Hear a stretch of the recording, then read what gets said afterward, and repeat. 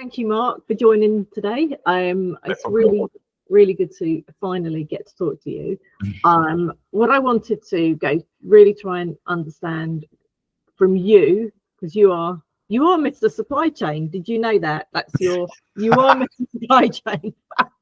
That's quite a title there. I'm not sure I deserve that. It's quite broad. Let's narrow it down a little bit. You're Mr. Supply Chain for carbon, from what I see. So I really wanted to understand from you what you're seeing and understand how important supply chain really is, to big businesses. And so I've got a few things we'd just like to explore. But before we go into that, maybe rather than me call you Mr. Supply Chain, do you want to just give a quick intro about who you are and what you do? Yeah, absolutely. So I'm Mark. I'm from Ditch Carbon. I guess I'm the guy in charge here.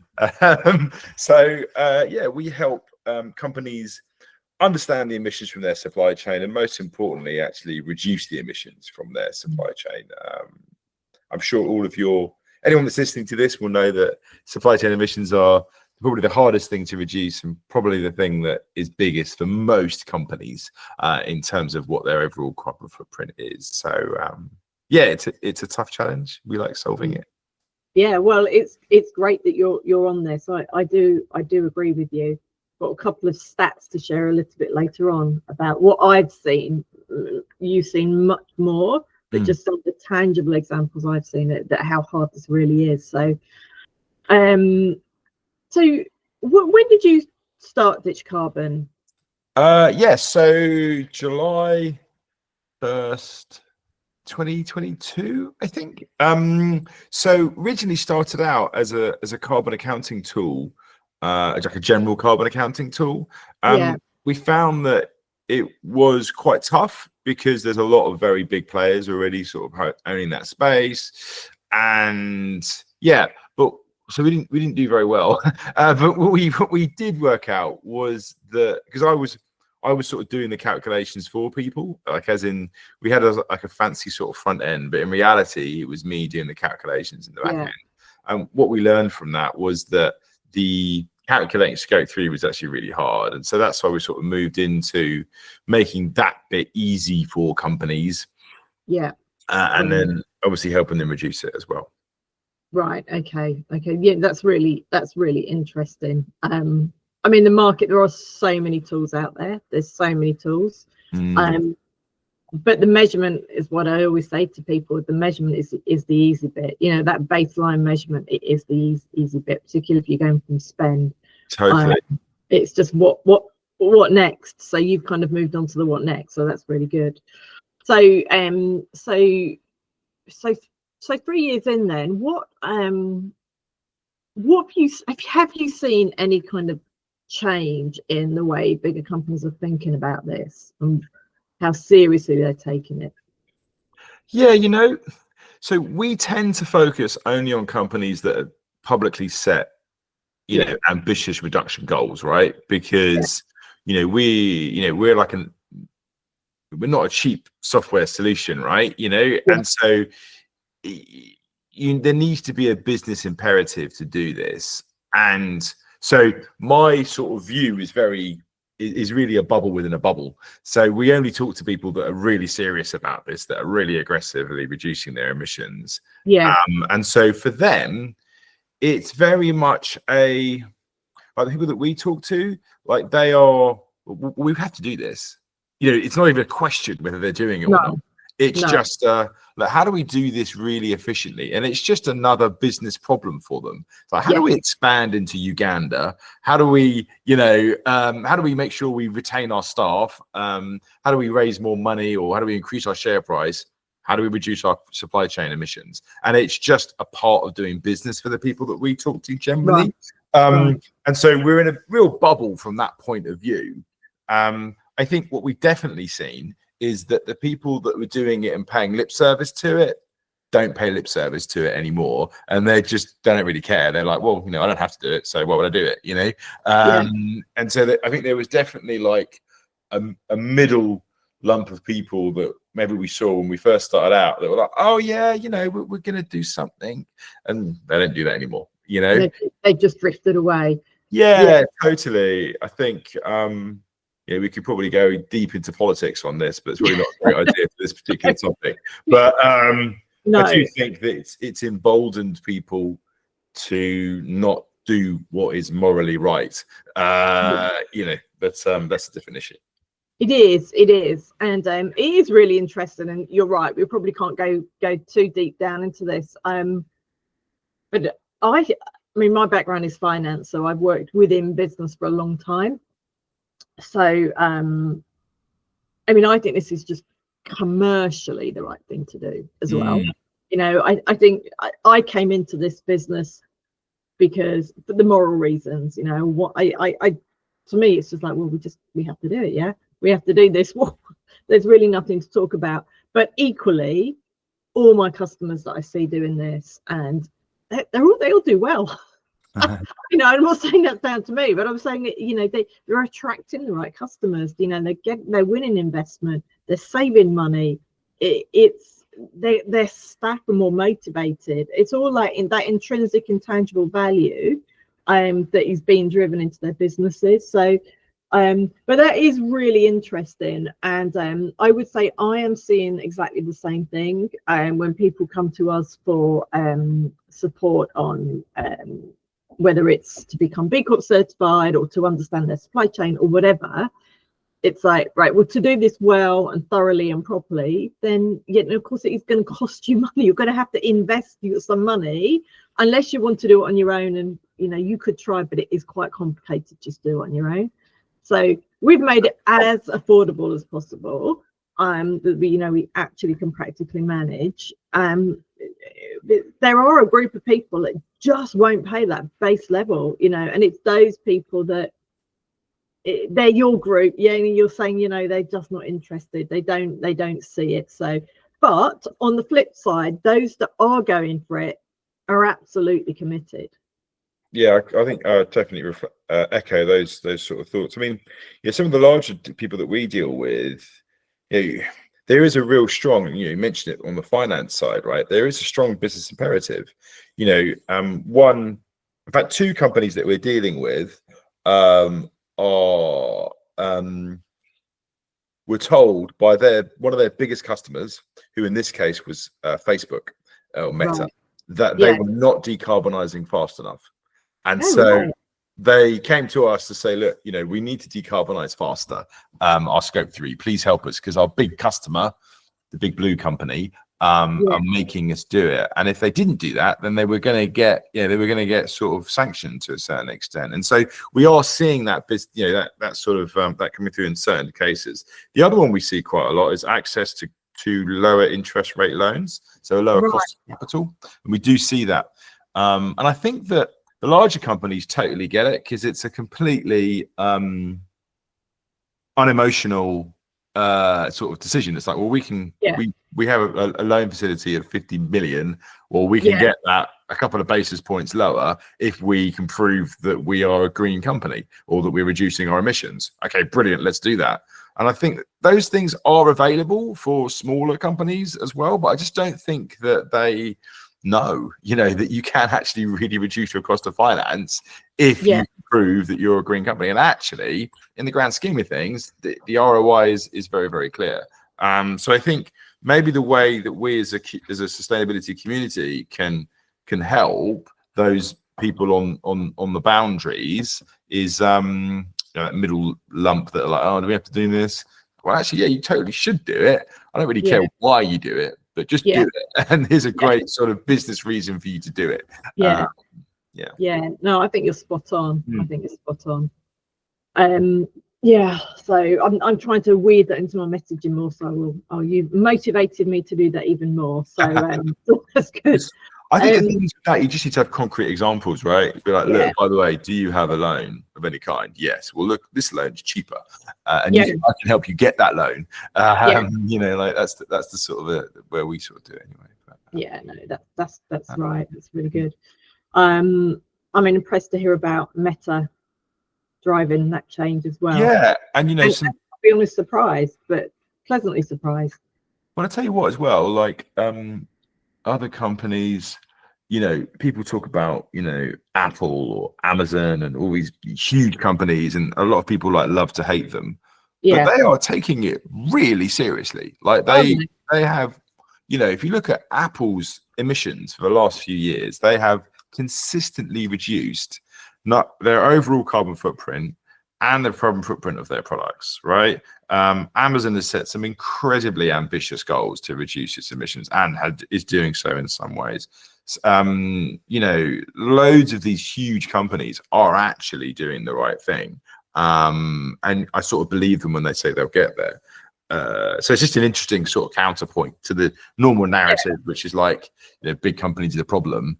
Actually, by them aggressively decarbonizing, putting pressure on their supply chains, who are generally smaller than them, that then will create much more change. That will have an impact. That is really interesting, because that does surprise me. Are you seeing when your customers, they come in, are they going further down? Are they sticking at their tier one, or are they going down into lower tiers? Yeah, I think they're mainly worried about the top. Right. Yeah, most of them, like they pay us to track their entire supply chain. So whether they've got 3,000, 30,000 or 300,000 in some cases suppliers, we can help them understand that and all the rest of it. I think it's sort of outside of the Pareto 80-20. So, you know, then they care less, to be honest. But it's good to sort of, the point that I make to them is that, yeah, sure, like your 10,000th supplier is unlikely to really help you in any way, shape, or form. You just need to calculate it and put it in a bucket and not worry about it. However, the ones that are just outside your 80-20, they may be a smaller business than you're used to dealing with, but they also might be really carbon efficient.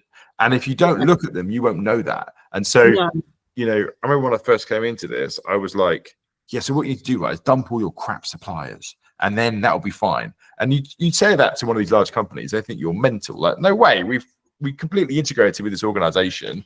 You know, we're not going to just suddenly dump them.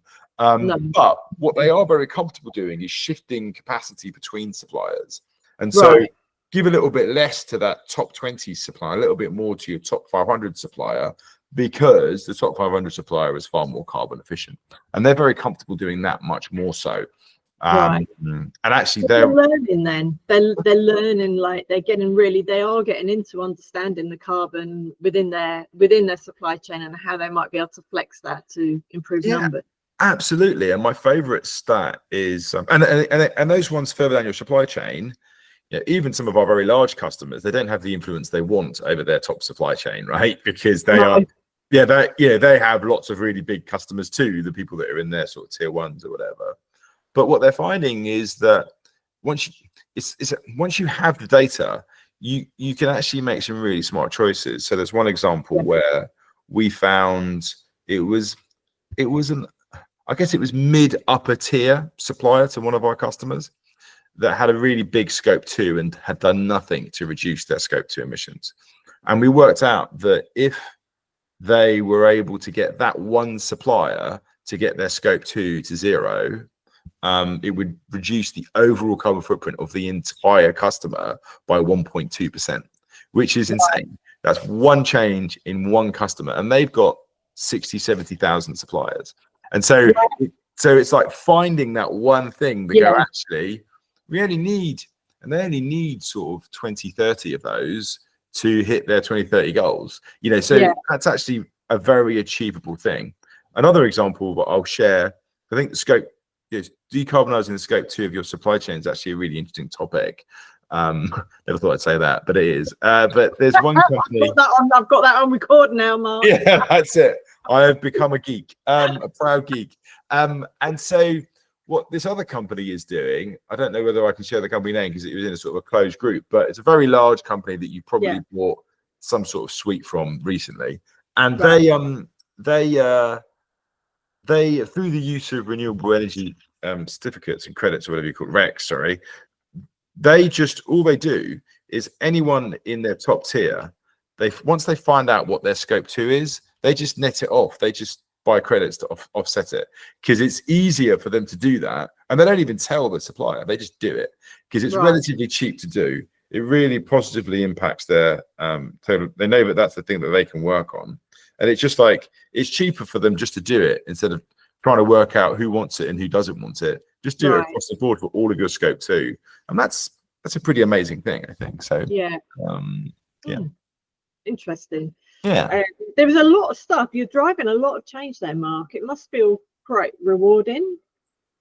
Yeah, I mean, I think that's why when we talk about, we have our our three, we call them guiding principles, and one of them is it's all about the mission, right? So when we're developing our products, if we don't think it's going to help somebody reduce their emissions, then we try to avoid doing it. And yeah, it's pretty good. The longer we can keep doing it, and that's good. We're a startup still, really. There's only 26 of us, so we're still pretty small. And so if we can keep winning more customers, keep having the positive impact that we want, then who knows what we can achieve. But sort of take it one day at a time. Well, I feel very hopeful. I think that you're in the right space, and I'm a huge believer in the ripple effect, and I can see it with, we're much smaller than your business, but I can see it within our customers, and you go down to their supply chain. What we're building in, actually, I'll tell you this next. I think it's quite interesting just for you to think about what we see. So we did, and actually one of our customers is using your tool now. Well, we're using it for profit impact. That we've got a profit impact version, and we're using it for one customer and just about to bring another one on board. Now, I did the work manually that Ditch Carbon do last year. So I went out to all their suppliers manually, and we got maximum of 10%. Right. Maximum of 10%. I mean, it was just dire, like really poor response. And what the challenge that we faced within us, like the SME space, it's a little bit budget. I do think it's a little bit budget. It's a little bit of time. Oh, we don't have enough time for that. But it's also a little bit, what's this got to do with me? Like that's because they're so small, I guess. Because they're so small, relative, like to Meta, they're just so small. So they're just like, well, what's that got to do with me?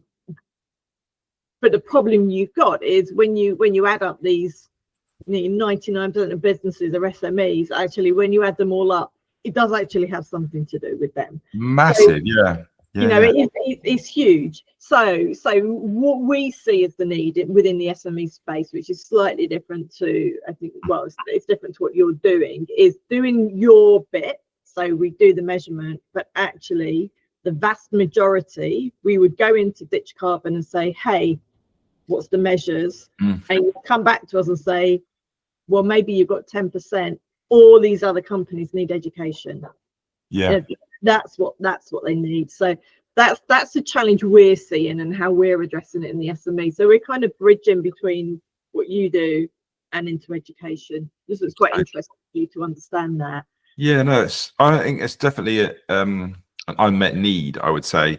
I think what people underestimate is the power of just sort of asking, So, my primary function is sales, right? And so I can tell you, if a customer prospect says to me, Mark, what's your carbon footprint? And I can't answer that question. The first thing I do is go back to the business, go to my boss and say, oh, why don't we know what our carbon footprint is?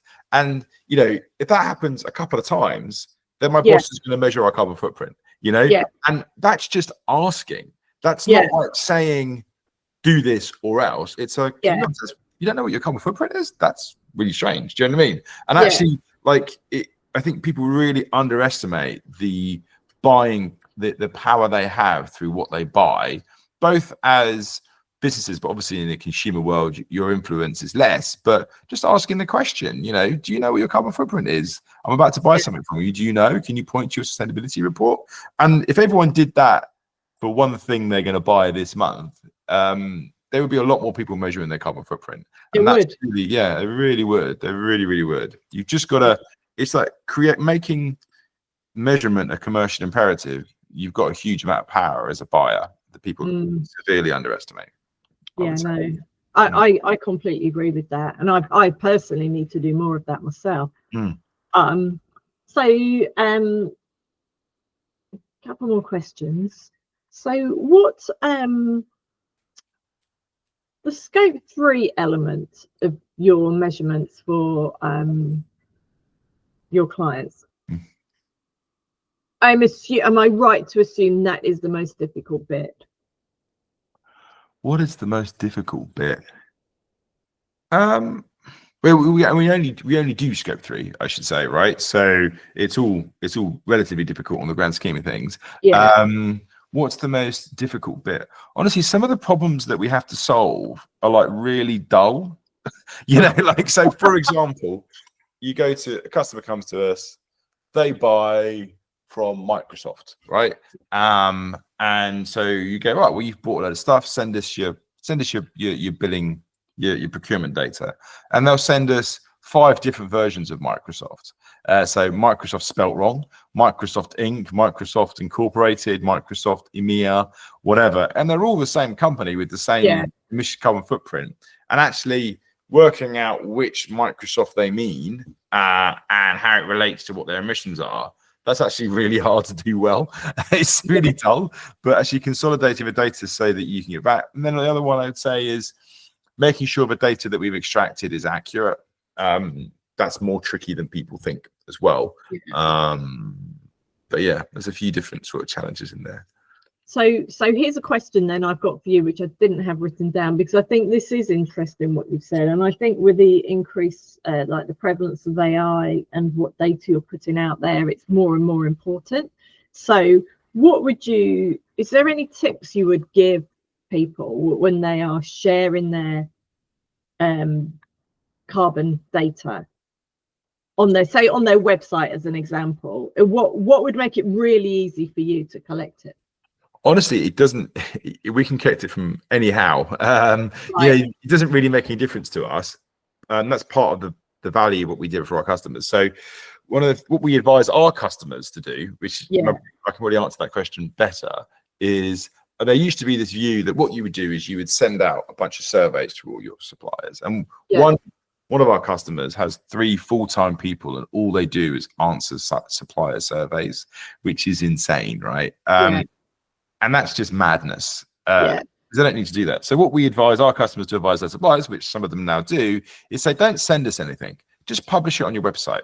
Now, the huge benefit to that is that obviously we pick it up automatically, so there's no human effort.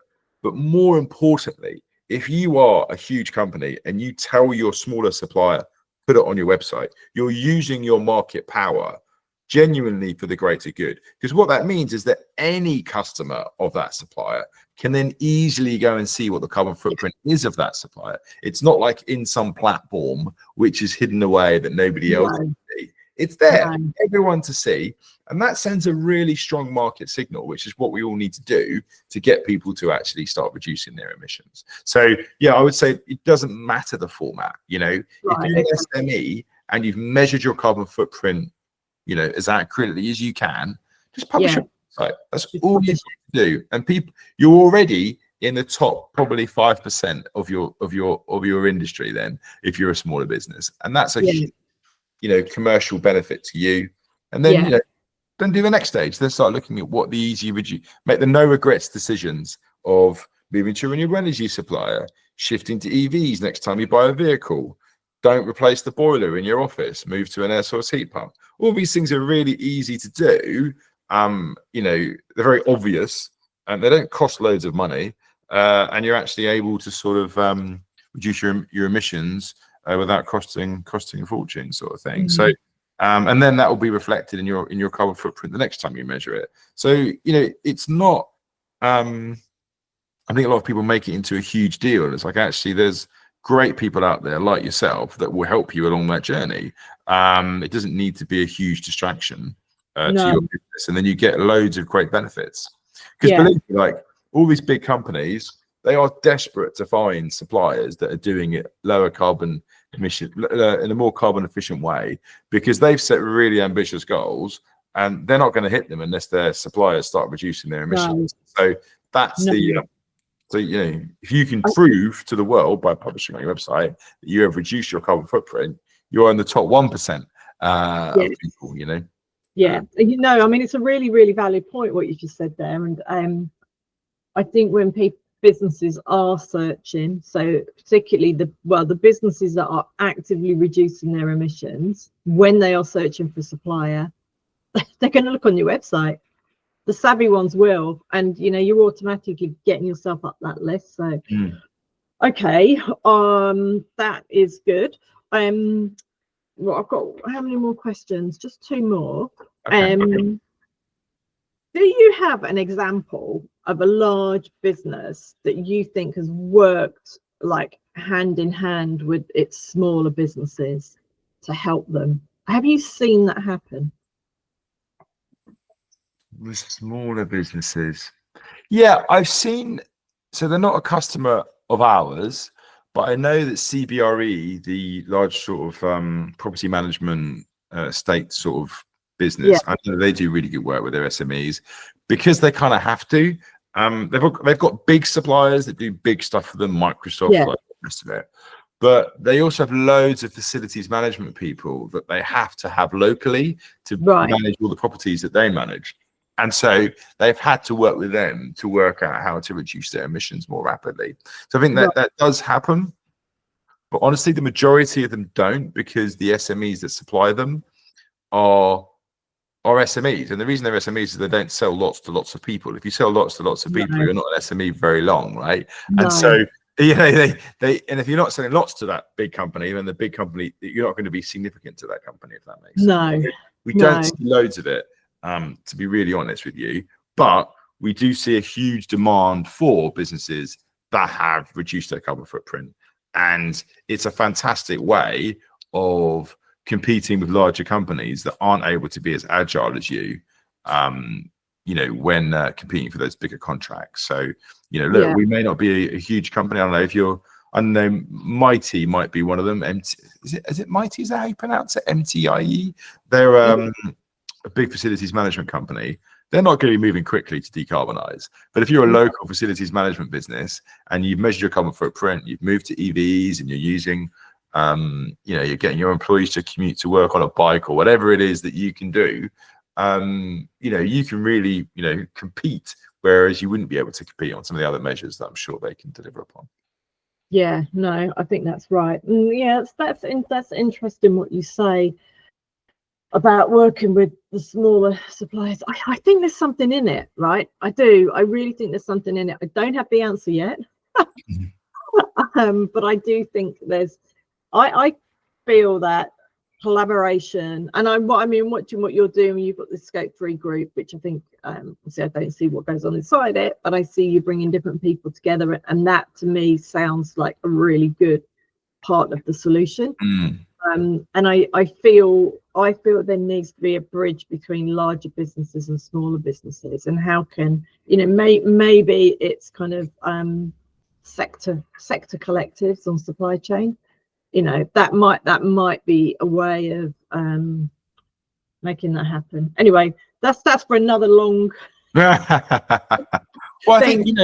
I do think it's with these very large companies, if you can present this is a competitive advantage to them. Procurement teams, category managers in these teams are being, told you have to reduce the emissions from your suppliers. So if you can go to a category manager that's buying all the glass for a pharmaceutical company, and you're a glass manufacturer, and you can prove that you can do a lower carbon footprint than anyone else, they will listen to you. I guarantee that. As a smaller business, you can go to these people and say, look, we know that you've got this problem with making glass, as an example, because it's one of the most carbon intensive things for these pharmaceutical companies is glass manufacture and supply. And so if you can say, look, we use biogas to melt our glass when we're making it for you, and so therefore our carbon footprint is half of what everybody else's, they are going to listen.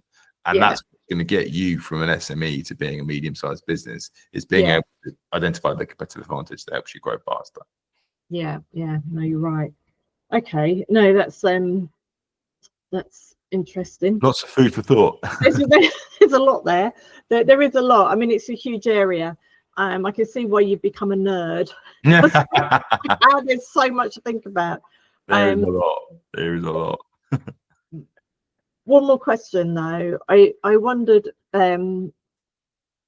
one of the kind of the mission of Profit Impact, our mission really is, I would say, simple, but it's not simple to make happen, and it's to encourage businesses to make decisions that are more long term.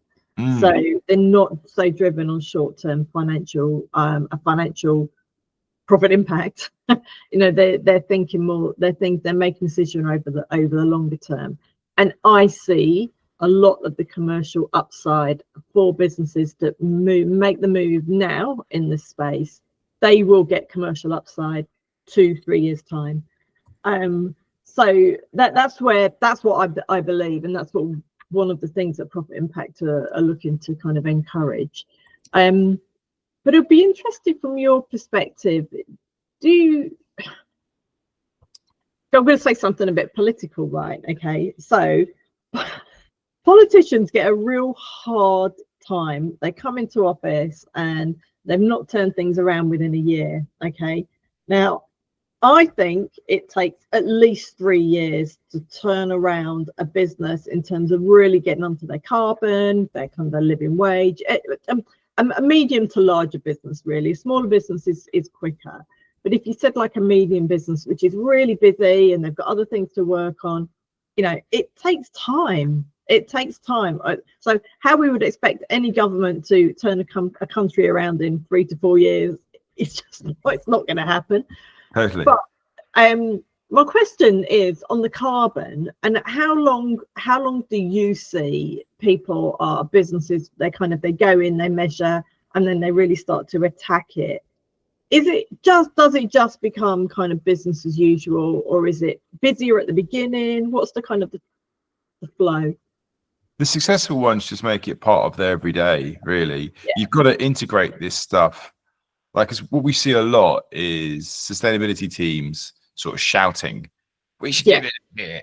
Never works, right? It only works when the procurement function is fully engaged and on board with the process. Yeah. Because they're told, buy it cheaper, buy it faster, right? That's all they're ever told a lot of the time, unfortunately.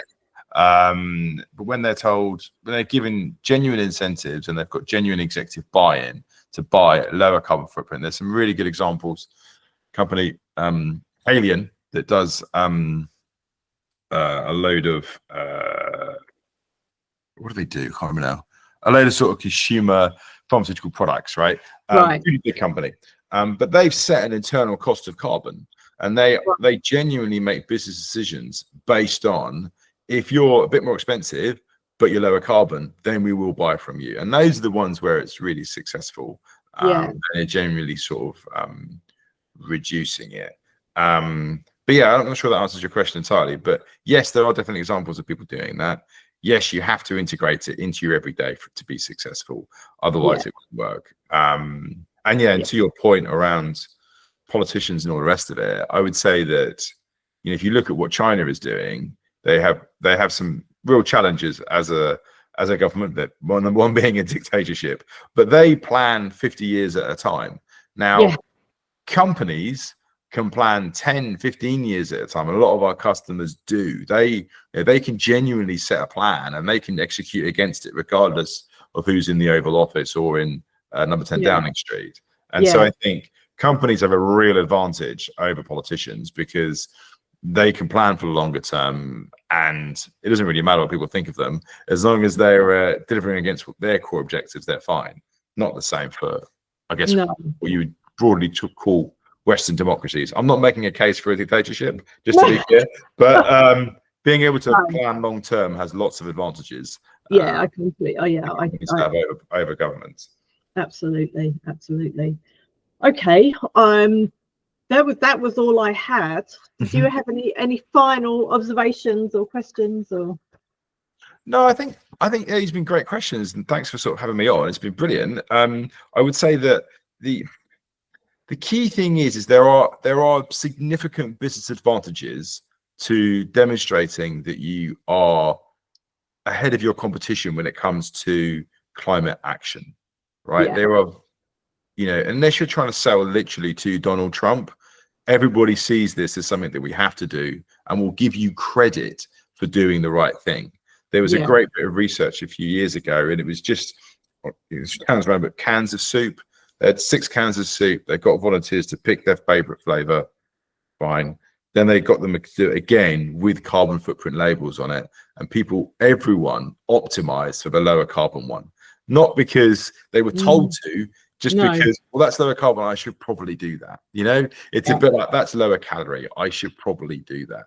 And your SME customers, if they're not putting labels on themselves to say, look, we've done this and we're good at this, you're not getting that advantage. And I think that it's really underestimated the positive impact of demonstrating that you're doing the right thing by our planet. So I think I would encourage people to do that wherever possible. Thank you, Mark. I'm definitely going to spread that message. I think I absolutely agree with you, and I think it's one of the easier things to do. Actually, it is. We can all baseline. You know, there's various levels of accuracy that you can get to. You can be more involved, but we can all start. I completely agree with you, Sarah. Absolutely, start, and the cost of starting is minimal. And it doesn't matter if you're not perfect when you get going, but just start. Just start. Well, it's been really nice to talk to you, Mark. Yeah, lovely, Sarah. It's been really fun.